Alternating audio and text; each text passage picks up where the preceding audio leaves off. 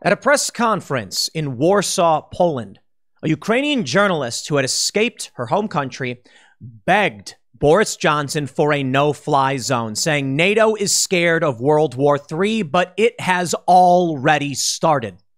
A no-fly zone would mean Western powers enforcing Russian planes not fly over Ukraine. This means the use of military power. We may already be seeing a direct confrontation between the US and NATO and Russia in the form of cyber attacks, but no one is taking credit necessarily. It's always anonymous or a rogue hacker group.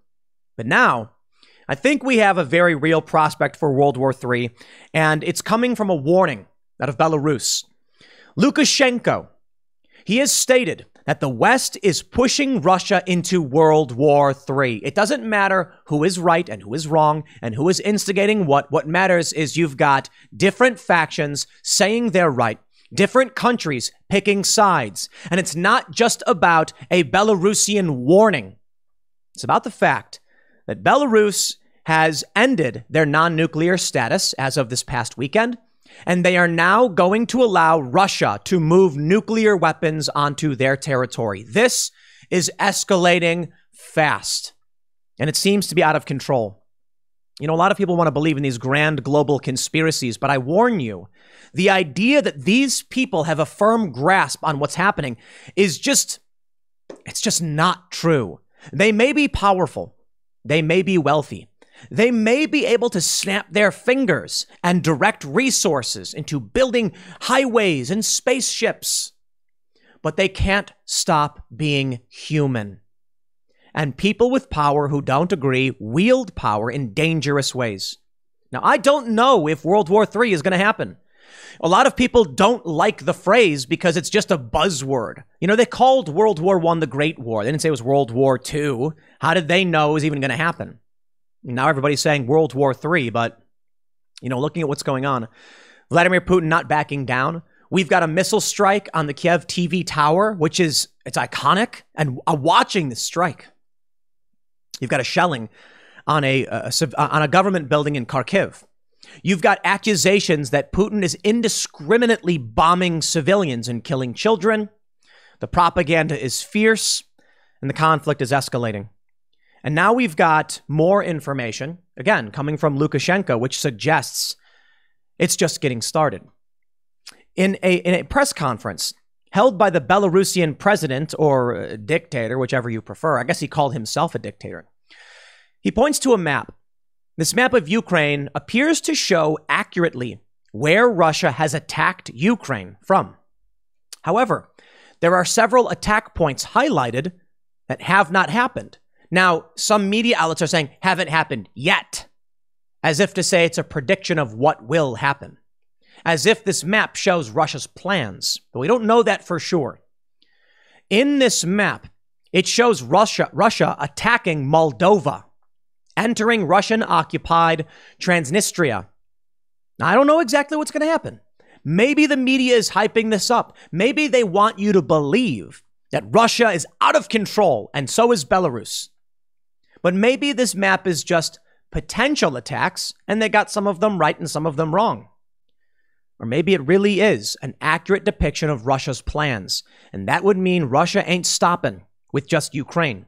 When you take a look at Belarus ending their non-nuclear status, effectively joining Russia, or U.S. intelligence believe they will, and Ukraine is claiming Belarus has already invaded, well, it shows that this is not just two countries. China's obviously on the side of Russia. Brazil, Bolsonaro has stated they will remain neutral. Mexico is now stating they will remain neutral.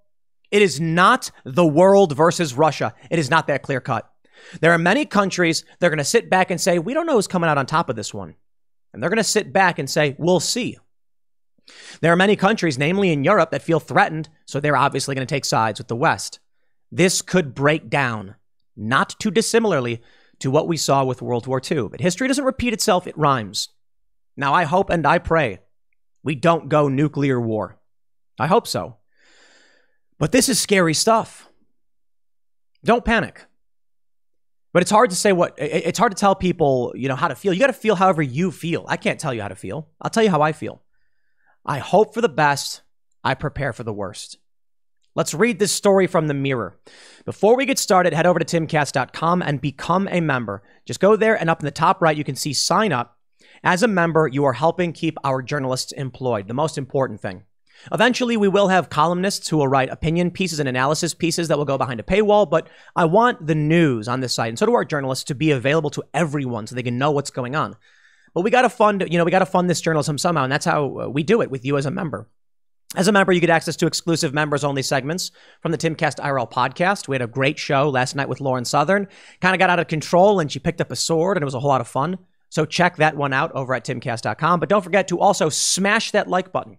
Subscribe to this channel. Share this video with your friends. Criticize or compliment the commentary in the comments below. Because I'm not a seer. I don't know everything.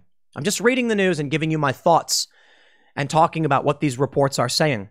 Things could be worse than we realize, or these countries could just be saber-rattling. I don't know. It's up to you to decide. At any rate, hope for the best, prepare for the worst. From the Mirror, Belarus approves nuke move as West warned. They're pushing Russia into World War III. Belarusian President Alexander Lukashenko has warned that the West is pushing Russia into World War III by imposing sanctions on the country. I've said the same thing. I don't think he's wrong. You are unleashing Vladimir Putin. The one thing, the leverage you have over him is, if you do this, we will take this away, right? But cutting him off just means he'll go further than he normally would have. You can say, so long as you're in our system, don't cross a line. And Putin might say, my line is, I'll invade Ukraine, but okay, fine. After that, don't mess with me. You cut him off from SWIFT, the international banking system. That's what they're doing. And the sanctions, he's going to be like, I got nothing left to lose. You provide me with nothing. The U.S. may have overstepped, but again, I don't know. Far be it from me to act like I know everything about global affairs.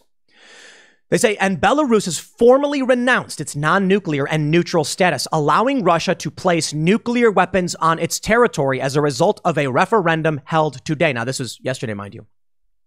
Lukashenko's comments and the referendum come as President Vladimir Putin put his nuclear force on high alert and warned that intervention by the West would lead to the greatest consequences in history. Lukashenko, a dictator who is a key Putin ally, said, now there is a lot of talk against the banking sector, gas, oil, SWIFT. It's worse than war. This is pushing Russia into a third world war. We need to be restrained here so as not to get into trouble, because nuclear war is the end of everything. Lukashenko also significantly extended his executive powers as a result of the referendum held while thousands of Russian troops are staged in the country. A joint statement by the EU, UK, US, and Canada earlier this week pushed for new sanctions against Russia. A select number of Russian banks have been removed from the SWIFT international payment system, while Putin's foreign-held assets have been frozen. Additionally, the UK have banned Russian airline Aeroflot from its airspace and has imposed asset freezes against all Russian financial institutions. Belarus has also been subject to sanctions, as military, government, and border officials have also had their assets frozen and been placed on a travel ban list by the EU and the US for helping to plan and actively supporting the Russian military offensive against Ukraine. And Ukraine is claiming Belarus has already invaded their territory, that actual Belarusian armed forces are doing this, not just Russian forces through Belarus. People are drawing sides, are taking sides. Now, I don't know if NATO will be bold enough to intervene on the behalf of Ukraine, but Ukraine has submitted for EU to join the EU, and they've accepted the application. It doesn't mean they'll approve of Ukraine. It's entirely possible they say, you know what? We don't want World War III, so you're on your own. And then Ukraine falls. But does it end there? Belarus has ended its non-nuclear status. Honestly, I don't know. We can see this. Kiev's television tower has been hit today. There's video of it. Now, I'll say this as I do with everything. I don't know who fired those weapons. I don't understand why Ukraine would fire upon its own targets, unless you're saying it's a false flag. But then you're getting a bit too, I don't know, too many assumptions to get to that point. Don't know. It makes more sense that it was Russia shelling the city, and it's a key target. Taking out communications is vital in war. So it makes sense that Russia would go after their broadcast tower, the television tower. But people are online these days. It's hard to know exactly why they would make these moves. It's hard to know what their plan is. But I think taking out communication is obvious and it's key. Now we have this story. A journalist speaking to Boris Johnson. World War III has already started. Ukrainian journalist breaks down as she urges Boris Johnson to do more. Daria Kaliningrad became tearful as she told the prime minister at a press conference in Warsaw, Poland on Tuesday that he must do more to protect civilians from Vladimir Putin's airstrikes. The executive director of the Anti-Corruption Action Center civil society organization also criticized the fact Chelsea FC owner Roman Abramovich is not under UK sanctions. Mr. Johnson said UK forces engaging in combat with Russians could have disastrous consequences. However, as it risks sparking a third world war, Ms. Kaliningrad had told him, Ukrainian women and Ukrainian children are in deep fear because of bombs and missiles which are going from the sky. Ukrainian people are desperately asking for the rights to protect our sky. We are asking for a no-fly zone. What's the alternative for the no-fly zone? NATO is not willing to defend because NATO is afraid of World War III, but it's already started, and it's Ukrainian children who are there taking the hit. You are talking about more sanctions, Prime Minister, but Roman Abramovich is not sanctioned. He's in London. His children are not in the bombardments. His children are there in London. She said, Mr. Putin's children are safe in mansions that have not been seized. And breaking into tears added, I don't see that. See that my family members, that my team members are saying we are dying. We don't have anywhere to run. Mr. Johnson responded to say that he was glad she made it to Poland. And he was acutely conscious that the UK government could not help in the way she wanted. I've got to be honest about that. When you talk about the no-fly zone, as I've said to the Ukrainian President Volodymyr Zelensky, I think a couple of times, unfortunately, the implication of that is the UK would be engaged in shooting down Russian planes, which would be engaged in direct combat with Russia. That's not something we can do. I think the consequences of that would be truly very, very difficult to control. A no-fly zone is an area established by a military power over which aircraft are forbidden to fly, usually imposed during a conflict to prohibit military aircraft from entering a designated space. Countries enforce it through surveillance, preemptive strikes, or attacking any planes that violate the ban. The White House, asked about this, also dismissed talk of a no-fly zone. You know, I have some thoughts about where this goes and how it could play out. And these are it's just speculative assumption. I have no idea, to be honest. Seeing this, I wonder if the U.S. does nothing, if NATO does nothing and says we're not getting involved in a potential World War III. Russia's going to invade Ukraine. They're not in the EU. They're not NATO members. So could it be that Russia takes Ukraine, then takes Moldova, continues to press? What about Kaliningrad, north of Poland? What if they start placing troops on the border with Poland? What if Vladimir Putin wants to rebuild the Soviet Empire? He wants to reclaim former Soviet states. I don't think he'd do it overnight, but I was certainly wrong when I said they would not go after Kiev. I said I didn't see them. That's insane. I genuinely believed it was crazy. This is what you got to understand about how I'm feeling right now. And it's just me. It doesn't have to be you. Comment below. Let me know how you feel. When we had Steve Renee on Timcast IRL, and we were reading this report saying that Russia would invade from the north, potentially from Belarus, and go into Kiev, I said, that's crazy. Normalcy bias, optimism bias, perhaps, on my part. Yeah. I was like, maybe they'll take the eastern regions, the Donbass region, but Kiev? And Steve even agreed. And he lived in Belarus. He's got experience there.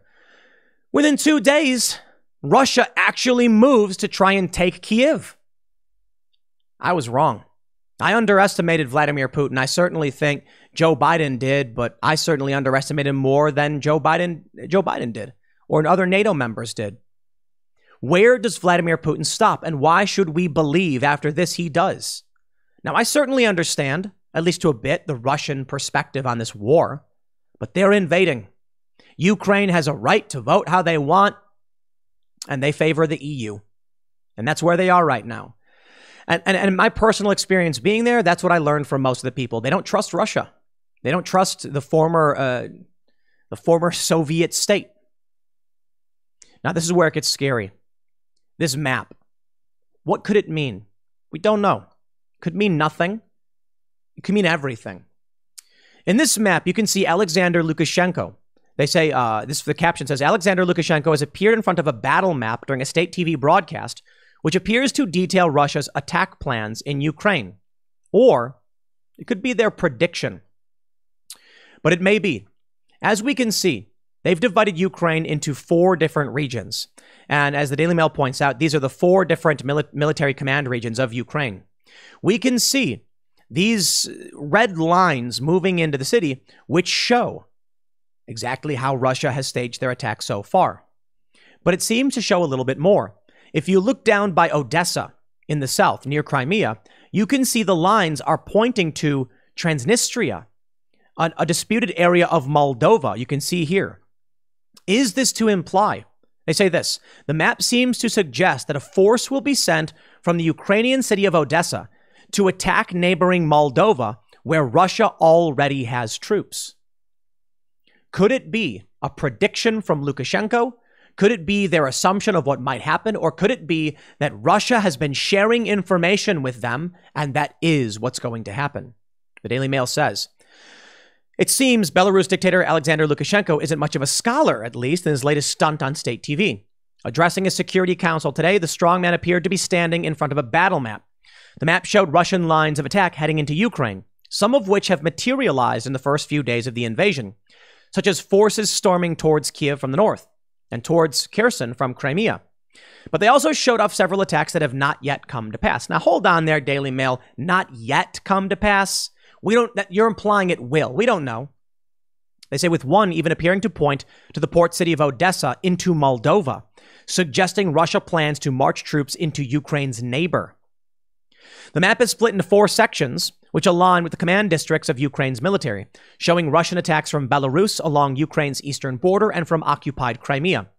A 2-pronged pincer movement is shown targeting Kiev, an attack that is currently playing out, which forces are also shown heading out of occupied Donetsk and Crimea before linking up at Melitopol, which Russia has captured. But attacks are also shown hitting the city of Dnipro, which has yet to take place, possibly because the forces assigned to attack it have been held up by fierce resistance in Kharkiv, which is along that route. Another attack appears to be heading for the city of Cherkasy via the city of Sumy, where Russian forces have also been held up, while a third appears to break off from the Kiev assault towards Zhytomyr. Perhaps the most baffling shows troops attacking from the Ukrainian port city of Odessa towards Transnistria, a breakaway region of Moldova. Now, hold on. Right now, Ukraine is claiming Belarus has also invaded, okay? This is important. If you take a look at this map, you can see one of the attack vectors comes from Belarus. Now, it's been reported that Russia has moved in to the north of Ukraine from this route. Could it be that Belarus is assisting with their own military? Well, Ukraine thinks so. But according to Politico.eu, U.S. sees no indication to back Ukrainian claims Belarus has joined Russian invasion. Ukraine says Belarusian troops entered north of Kiev, but U.S. says it has no confirmation of the reports. Who do you trust? Fog of war and propaganda, we don't know for sure. But the U.S. has already stated they believe Belarus will be joining. And when you look at the reports that they're allowing nuclear weapons onto their territory and they are no longer a non-nuclear state, I think things are heating up rather quickly and dangerously. And if Russia moves into Moldova, I think you're going to then see Europe lose their minds. The EU, I should say. Foreign policy reports. Ukraine's potential Western Front. Kiev faces Russian troops from the north and the east. Now it's got to worry about Transnistria too. This is Transnistria or Transdniester or Transdniester, however you pronounce it. And you know what I love? I love news articles that make the narrative, the annoying narrative, just tell me what you mean. No, they do this thing I can't stand where it's like, Transnistria. When visitors cross into Transnistria, an unrecognized breakaway territory straddling Moldova's border with southwest Ukraine, they are met with a modern iteration of the KGB. Imposing characters armed with, okay, we get it. What's the threat? Okay, the threat is Russia's got about 1,000 soldiers there. And now there's information suggesting it's possible, we don't know for sure what it means, that Russia could be trying to stage troops there? Could it be that the goal of these troops in Transnistria, Moldova, this breakaway region, are setting up resources and a headquarters or a control base for an influx of Russian troops that may be coming in? And maybe Russia doesn't go further west into Moldova. Maybe they're using this as a staging ground to attack Ukraine from a western front. It's hard to know for sure. There's also Kaliningrad, which Europe needs to be worried about. You take a look at Moldova, and it's possible that if Russia wants to move in and take all of Ukraine, Transnistria is going to grant them a ton of access because they will be able to move more freely up through the east of Moldova and then be able to reemerge into Ukraine without having to move through Ukraine territory facing Ukrainian resistance. It's an opportunity for Russia. But we also need to make sure we talk about Kaliningrad, which I've mentioned. Kaliningrad is it's an oblast of Russia. It's actually like a Russian state north of Poland. If this move into Moldova does trigger a greater war, if this is World War III, and more importantly, if Belarus is allowing Russian soldiers to stage on their territory, and they are, and they're allowing nuclear weapons to be brought into their territory, and they are, there is a potential for Russia to try to connect Belarus to Kaliningrad. Right now, Kaliningrad is cut off. With air travel being shut down over Lithuania, how is Russia going to get resources into Kaliningrad, the Baltic Sea? They could leave from St. Petersburg and move through the Baltic Sea and then make their way into Kaliningrad to get supplies. But Kaliningrad is heavily militarized. Wouldn't it be easier to have direct access via Lithuania or Poland to Belarus? Could this mean there is a potential that from Belarus and Kaliningrad, there is a pincer move on Lithuania or Poland or both to create a land bridge between the Russian oblast and the Belarusian state? Maybe not. Entirely speculative. But there are fears. Lithuania has been concerned for some time now about Kaliningrad. Sweden is concerned about Kaliningrad. And I have to imagine, if Russia has military power there, they will need to use it. With Russia being so heavily sanctioned and having their banking system crippled and their finances crippled, Russia's going to need every asset they can to move them in every direction they can. And Kaliningrad offers them a very powerful attack vector for Poland or Lithuania. Or could it be perhaps the inverse? Perhaps. And let me tell you where it gets really scary. And again, this is all speculation. I'm not saying any of this will happen. I'm just saying, take a look at this map, right? Maybe if Russia moves into Moldova to stage troops in Transnistria, the West says, we will not appease and we will not tolerate. What happens then if instead of Poland going into Ukraine, Poland says, between Lithuania and Poland, Kaliningrad is surrounded? The NATO forces could easily move in and occupy Kaliningrad and strip Russia of that opportunity. I want to be very, very careful here. A lot of people are saying it's World War III, or it maybe is, as we've seen with those stories. But there have been many wars over the past couple of decades. Why didn't we get any kind of news about this with Iraq? You know what I mean? Like when we're dealing with conflict with the Taliban in Afghanistan, we don't get these play-by-plays. We don't get these structures being hit. Perhaps it's because it's Europe. And we are a very Eurocentric culture. I'm not talking about critical race theory or whiteness. I'm talking about the fact that many of us have direct familial connections. I personally know people in Ukraine. Luke Rudkowski of We Are Change, who's been on the show on Timcast as a co-host for over 100 episodes, he was born in Poland, and he has family from there. We are deeply tied to this as a nation and culture, not to mention allies.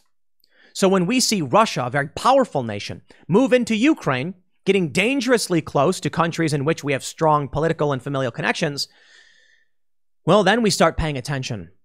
But it's also important to realize these are powerful economies. Now, Ukraine's fairly powerful, but not that much. Their GDP isn't all that good. Poland isn't all that great, but they are better than a lot of places in the world. And it gets you dangerously close to Germany, where they're a very powerful economy. I worry about how this could play out. And hopefully there is no expansion into Transnistria. Hopefully it stops with Kiev, but I don't see why Putin would. The sanctions, the financial attacks, the cyber attacks against Russia are only making Putin and Russians and Russia, the Russian government, more desperate. That's why I say I don't know if cutting them off from the financial system is a good idea. Let them maintain some kind of financial connection so they restrict their movements. I'll put it this way. Putin has a red line. NATO has a red line. Putin was willing to cross a certain line that NATO was not willing to allow him to cross. It doesn't mean, let's say it this way. Imagine a scale from -100 to 100. Invasion starts at 0. So you have these, imagine this. Putin is willing to cross over a little bit, saying, look, we're going to go into Ukraine, we're going to shut it down. That's as far as he's willing to go. Why? Well, he really doesn't want to get cut off from SWIFT. He really doesn't want to get sanctioned. One of the problems he has with Ukraine as a NATO or EU state is their flow of natural gas into Europe and the resources they can get from trade based on that natural gas. So clearly, Putin does care about resources and the ability to maintain his economy. The response, however, from the West is to cut off Putin and Russia from these banks. Well, now he's got nothing left to lose. Now he says, we were going to stop here, but after losing all of this, we're going to push forward. Why not? We now are desperate and need to reclaim more resources if we're going to support ourselves. That's the scary thing about war and escalation. But again, I want to make sure I stress, I don't know for sure. Al Jazeera, they bring up internationally recognized as part of Moldova, Transnistria is home to Russian troops and lies on the Ukraine border. It's a major flashpoint. It seriously is. It could be the escalation. The Express reports, we're on the brink of World War III. Ex-US VP Dan Quayle has warned. The brink of World War III as Russian troops continue in Putin's attempt to conquer Ukraine. Man, is this the case? I don't know. Ground News, a series of articles 21 hours ago. World War III warning. NATO troops on the ground in Ukraine would spark Third World War. So what do we do? This is why, one of the reasons, mind you, I'm very anti-war, but there's a challenge here. A deeply moral and philosophical question about what we allow from Vladimir Putin and why. If Putin goes in and takes what they want through threats and force, threats of nuclear weapons and bombings in Kiev, what does that say to the rest of the world?